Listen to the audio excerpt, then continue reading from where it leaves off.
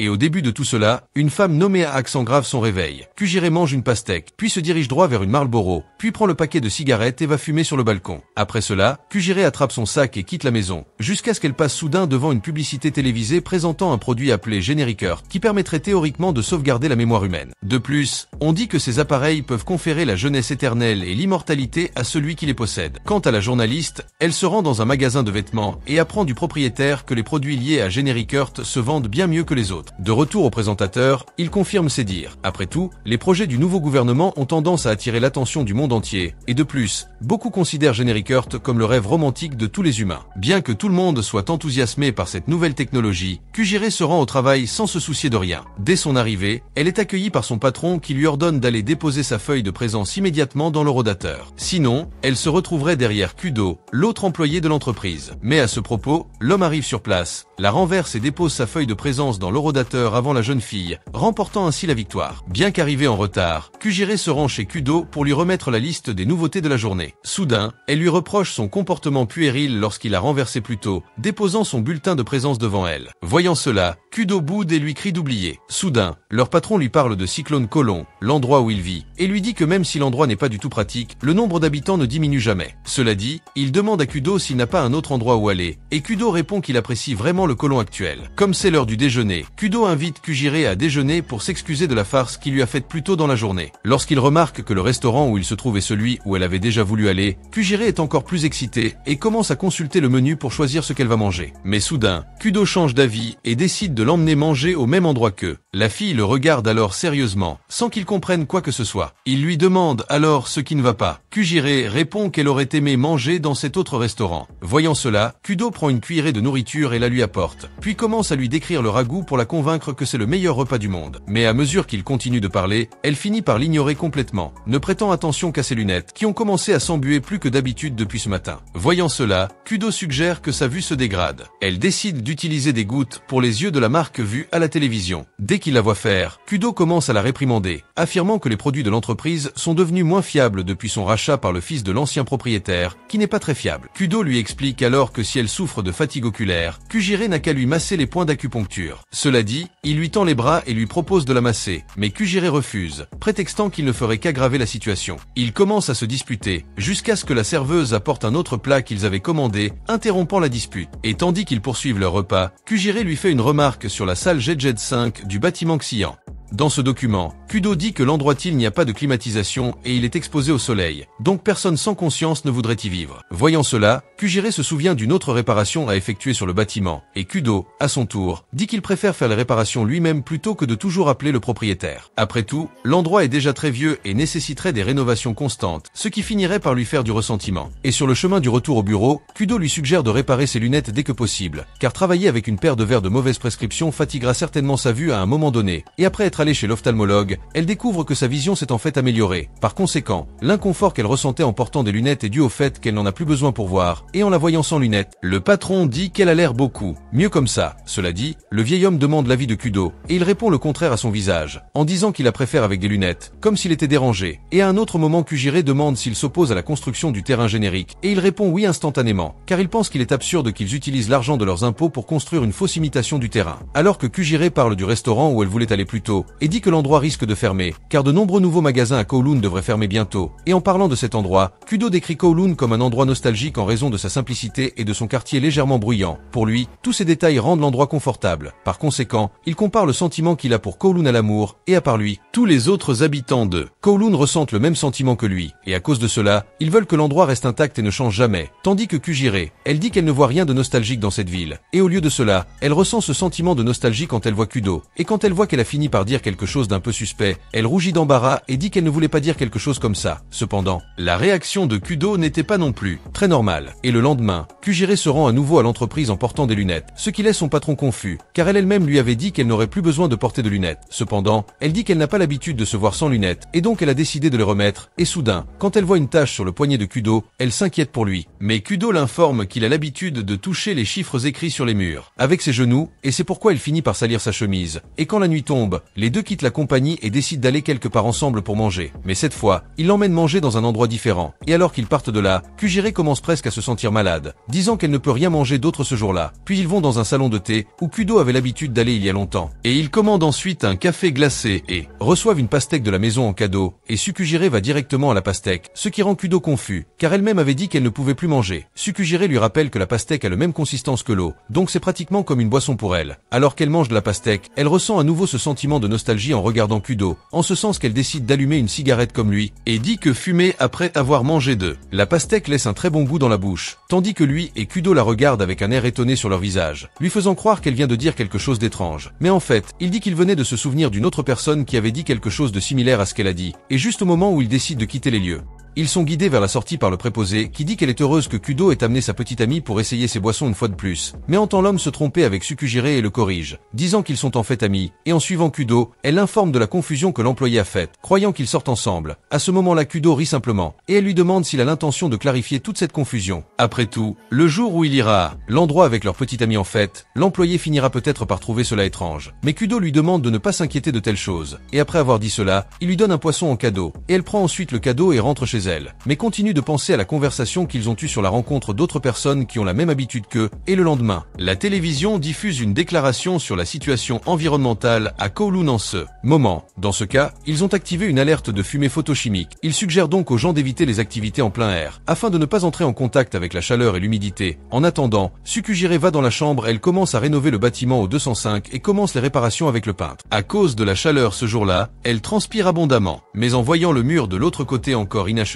elle décide de continuer le travail en peignant également l'autre partie. Mais en se levant pour s'approcher du mur, elle est prise de vertige et finit par tomber au sol. Kudo arrive juste à temps pour l'aider, empêchant Tsukujire de subir le pire. Son état s'aggrave d'être arrivé juste au moment où elle était coincée, s'écroulant au sol. Après tout, il se sent comme un véritable héros, arrivant toujours au moment crucial du complot pour sauver ses amis. Cela dit, il lui tend un thé et lui demande pourquoi elle fait tout ce travail. Tsukujire répète ce qu'il avait dit plus tôt, lorsqu'il avait affirmé qu'il cherchait simplement à offrir un environnement confortable aux locataires. Cette affirmation prend une signification encore plus particulière, car elle finit par l'influencer lui aussi. Il attrape le rouleau et commence à réparer le mur manquant. Pendant ce temps, Tsukujire, debout dans un coin, boit du thé et le regarde travailler. Soudain, elle baisse la tête, l'air sérieux, et remarque qu'elle apprécie Kudo plus qu'un simple collègue, même si c'est un garçon qu'il apprécie. Le lendemain, en retournant au travail, elle surprend Kudo endormi et décide de la réveiller. Soudain, il la tire sur lui et commence à l'embrasser sans prévenir. Lorsqu'il se relève et voit qu'il embrasse Tsukujire, Kudo lui dit qu'il l'a prise pour quelqu'un d'autre. Ils reprennent ensuite leur travail et Kudo s'occupe d'elle. Normalement, comme si rien ne s'était passé, mais Tsukujire y pense sans cesse jusqu'à ce qu'elle trouve un tiroir ouvert et décide de le refermer. Elle y trouve une photo de Kudo avec une autre femme,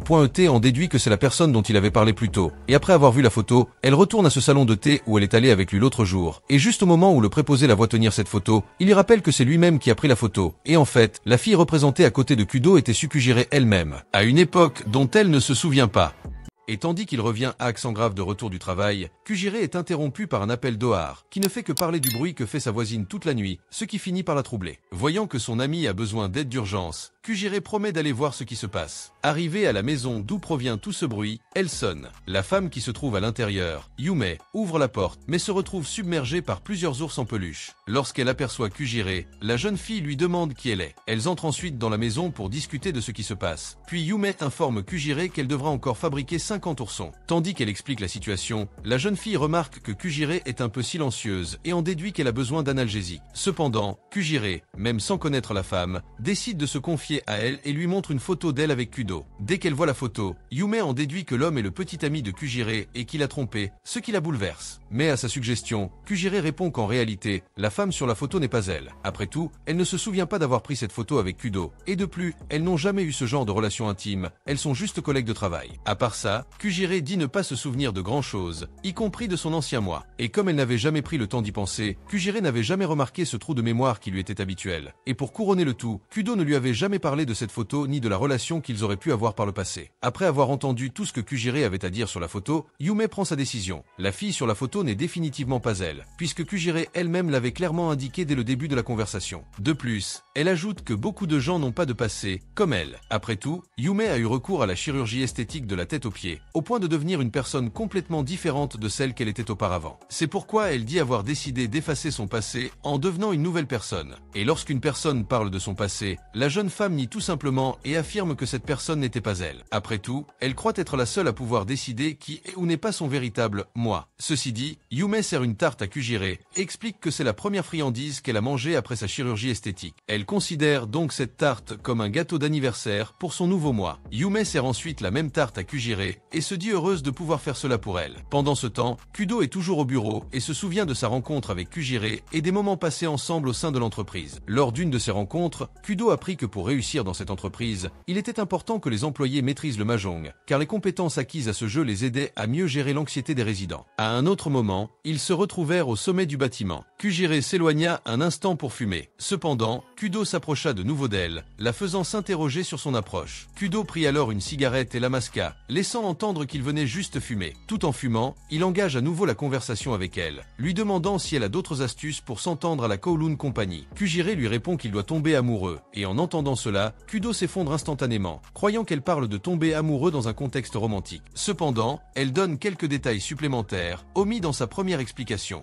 Dans ce cas, elle dit que tomber amoureux de l'endroit peut vous aider. Après tout, elle considère cet endroit très nostalgique et chaleureux. Et pour Kujire, la nostalgie qu'elle éprouve pour cet endroit est aussi forte que de l'amour. En entendant cela, Kudo lui rappelle qu'ils envisagent de démolir ce bâtiment. Cependant, Kujire lui explique que cette conversation dure depuis des années et que, malgré cela, l'endroit n'a jamais été démoli. Pourtant, Kudo estime que tomber amoureux d'un endroit qui peut être démoli à tout moment n'est pas une très bonne idée. De retour à Kujire, elle retrouve son ami pour boire un verre, puis lui montre à nouveau la même photo et lui dit qu'elle cherche toujours à découvrir la vérité. Yume suggère alors à Kujire d'interroger directement Kudo au sujet de cette supposée photo de deux. Mais dès qu'elle entend cela, Kujire fronce les sourcils et dit qu'elle préfère garder le silence, car si Kudo avait voulu en parler, il l'aurait déjà évoqué. Sur ce, Yume élabore une théorie sur ce qui pourrait se passer, puis leur demande de considérer que Kujire sur la photo est Kujire B. Au moment de la photo, elle était fiancée à Kudo. Cependant, la jeune fille a fini par perdre la mémoire pour une raison inconnue, et qu'en réalité, la Kujire devant lui et la jeune fille sur la photo sont la même personne. Cela dit, Yume suggère que Kudo attend simplement que la mémoire lui revienne automatiquement, ce qui explique pourquoi il ne lui a jamais rien dit de sa soudaine perte de mémoire. Comme dire cela sans réfléchir ne ferait que choquer Kujire au lieu de l'informer. Yume pense qu'elle préfère attendre que Kujire s'en souvienne par elle-même. En entendant cela, elle se demande ce que Kudo pense de son « moi » actuel. Et voilà qu'un autre jour, au travail, Kudo l'invite à manger ensemble, comme d'habitude, et Kujire lui suggère d'aller dans un restaurant qui vient d'ouvrir. Mais en entendant cela, Kudo suggère qu'il continue à manger au même endroit. Au cours de la conversation, Kujire aborde le sujet avec elle et lui demande de la regarder. Kudo obéit, mais voyant quelques rides sur son visage, il commence à se moquer d'elle, lui disant qu'elle a besoin d'un bouillon de gyoza pour améliorer son apparence. Vexé, Kujire renonce à dîner avec lui et décide de rester travailler plus longtemps à l'entreprise. Kudo la quitte alors et se rend seul au restaurant. Kujire profite alors de ce moment de solitude pour ranger la photo dans le tiroir de Kudo, là où elle l'avait prise. Le lendemain, Kujire se rend au centre de médecine générale Ebinuma, un établissement qui vient d'ouvrir en ville, mais qui est déjà très populaire grâce à la présence du docteur Ebinuma, qui reçoit personnellement ses patients. De plus, comme il est très réputé et qu'il examine les patients gratuitement, tout le monde décide d'y aller en même temps. Une fois sur place, Kujire montre qu'elle ne connaît pas ce médecin dont tout le monde parle, et Yume lui apprend qu'Ebinuma est un médecin qui a repris l'entreprise pharmaceutique de son père et qui, depuis, a fait progresser l'entreprise familiale. Au cours de leur conversation, OR les interrompt et Yume ne comprend rien. Cependant, Kujire l'informe que la jeune fille est l'une des locataires de l'appartement qu'elle gère et que, grâce à leur grande proximité, elles ont développé une certaine amitié. En entendant cela, Yume se présente à la jeune fille, qui remarque à son tour qu'elle est responsable des bruits nocturnes qu'elle entend depuis un moment. Alors qu'ils poursuivent leurs examens, ils passent devant une salle où l'un des employés propose des services de chirurgie esthétique gratuits. Kujire se souvient alors du commentaire de Kudo à son sujet, disant qu'elle avait des pattes doigts aux yeux, et décide donc de prendre rendez-vous pour une opération.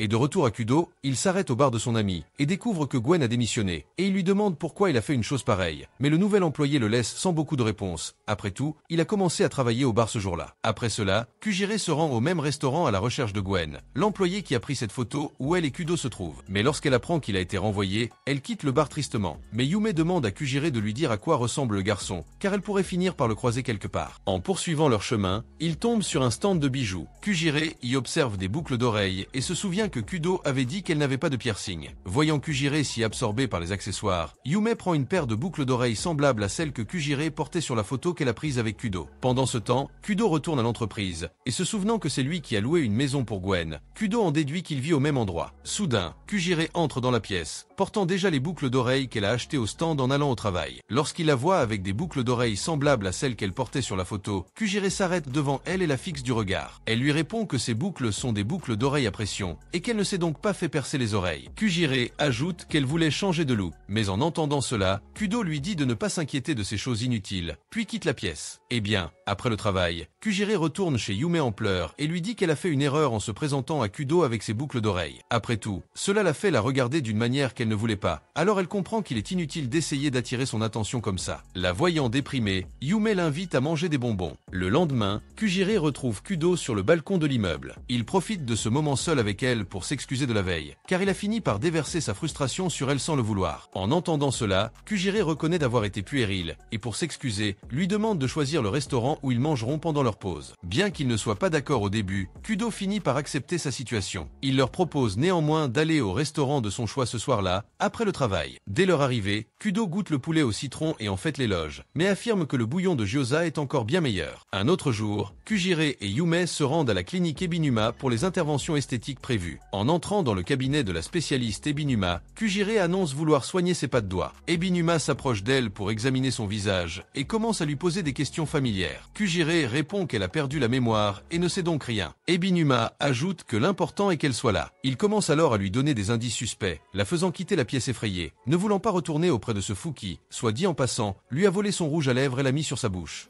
Et ce n'est même pas un petit peu raisonnable. Si vous voulez la partie 3, laissez un like et abonnez-vous. Et celui qui veut soutenir la chaîne a la possibilité de devenir membre. Rendez-vous dans la prochaine vidéo, je suis allé.